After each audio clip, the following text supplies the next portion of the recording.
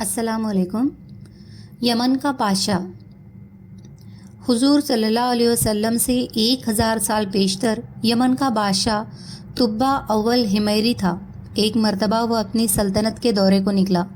12,000 आलिम और हकीम और 1,32,000 सवार और 1,13,000 प्यादे अपने हमरा लिए, और इस शान से निकला कि जहाँ भी पहुँचता उसकी शान व शौकत शाही देखकर मखलूक़ खुदा चारों तरफ से नज़ारा को जमा हो जाती थी। ये बादशाह जब दौरा करता हुआ मक्का मुअज़्ज़मा पहुँचा तो अहले मक्का से कोई उसे देखने न आया। बादशाह हैरान हुआ और उसने अपनी वज़ीर आज़म से इसकी वजह पूछी तो उसने बताया कि इस शहर में एक घर है जिसे बैतुल्ला कहते हैं। उसकी और उसके खादिमों की, जो यहाँ के बाशिंदे हैं, तमाम लोग बेहद ताज़ीम करते हैं, और जितना आपका लश्कर है इससे कहीं ज़्यादा दूर और नज़दीक के लोग इस घर की ज़ियारत को आते हैं और यहाँ के बाशिंदों की खिदमत करके चले जाते हैं। फिर आपका लश्कर इनके ख्याल में क्यों आए?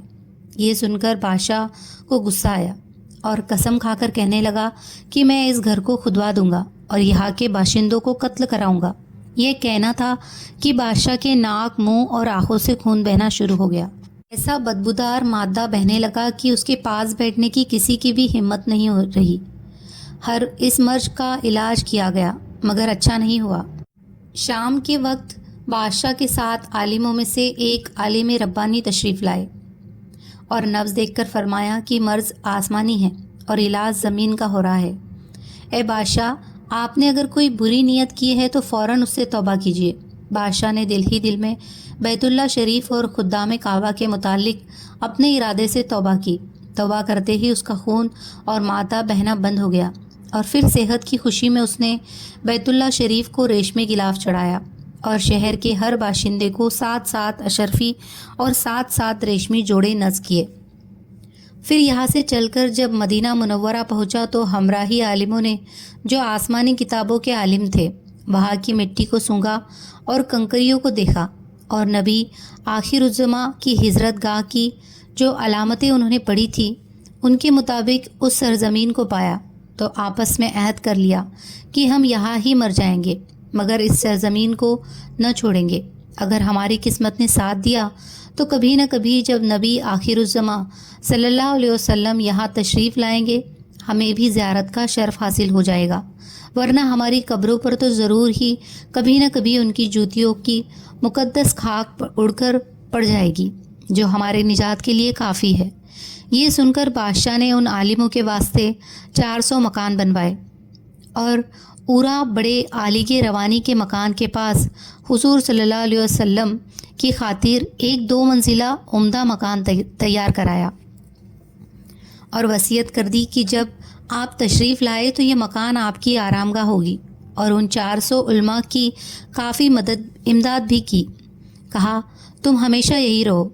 फिर बड़े आलिम रब्बानी को एक ख़त लिख कर दिया और कहा कि मेरा ये ख़त उस नबी आखिरुज़्ज़मा सल्लल्लाहु अलैहि वसल्लम की खिदमत अक़दस में पेश कर देना, और अगर ज़िंदगी भर तुम्हें हुजूर सल्लल्लाहु अलैहि वसल्लम की ज़ियारत का मौका न मिले तो अपनी औलाद को वसीयत कर देना कि नस्लन बाद नरीलन मेरा ये ख़त महफूज रहे, हत्ता कि सरकार अक़दस सल्लल्लाहु अलैहि वसल्लम की खिदमत में पेश किया जाए। यह कहकर बादशाह वहाँ से चला गया। वह ख़त नबी करीम सल्लल्लाहु अलैहि वसल्लम की खिदमत में 1000 साल बाद कैसे हुआ और ख़त में क्या लिखा था, सुनिए और अज़मत मुस्तफ़ा सल्लल्लाहु अलैहि वसल्लम का एतराफ़ फरमाइए। ख़त का मज़मून यह था, कम तरीन मखलूक तुब्बा अव्वल हिमैरी की तरफ से शफ़ीउल मुज़म्बीन सैयदुल मुरसलीन मोहम्मद सल्लल्लाहु अलैहि वसल्लम, अम्मा बाद, ए अल्लाह के हबीब, मैं आप पर ईमान लाता हूँ और जो किताब आप पर नाजिल होगी उस पर भी ईमान लाता हूँ और मैं आपके दीन पर हूँ। बस अगर मुझे आपकी ज़ियारत का मौका मिल गया तो बहुत अच्छा, वो गनीमत, और अगर मैं आपकी ज़ियारत न कर सका तो मेरी शफ़ाअत फरमाना और क़यामत के रोज़ मुझे फरामोश न करना। मैं आपकी पहली उम्मत में से हूँ और आपके साथ आपकी आमद से पहले ही बैत करता हूँ। मैं गवाही देता हूँ कि अल्लाह एक है और आप उसके सच्चे रसूल हैं। शाह यमन का ये ख़त उन 400 आलिमों की नस्ल दर नस्ल द्वारा जान की तरह हिफाजत की जाती रही یہاں تک کہ 1000 سال کا وقت گزر گیا۔ ان عالموں کی اولاد اس کثرت سے بڑھی کہ مدینے کی آبادی میں کئی گنا اضافہ ہو گیا، اور یہ خط دست بدست وصیت کے اس بڑے عالم ربانی کی اولاد میں سے حضرت ابو ایوب انصاری رضی اللہ تعالیٰ عنہ کے پاس پہنچا، اور آپ نے وہ خط غلام خاص ابو لیلہ کی حفاظت میں رکھا۔ جب حضور صلی اللہ علیہ وسلم مکہ معظمہ سے ہجرت فرما کر مدینہ منورہ پہنچے اور مدینہ منورہ کی الوداعی گھاٹی ثانیات کی گھاٹیوں سے آپ کی اٹھنی نمودار ہوئی، اور مدینے کے خوش نصیب لوگ محبوب خدا کا استقبال کرنے کو جھک در جھک آ رہے تھے۔ کوئی اپنے مکان کو سجا رہا تھا، کوئی دعوت کا انتظام کر رہا تھا، اور یہ سب یہی اصرار کر رہے تھے کہ حضور صلی اللہ علیہ وسلم میرے گھر تشریف فرما ہو۔ حضور صلی اللہ علیہ وسلم نے فرمایا کہ میری اٹھنی کی نکیل چھوڑ دو، جس گھر میں یہ ٹھہرے گی اور بیٹھ جائے گی وہی میری قیامگاہ ہوگی۔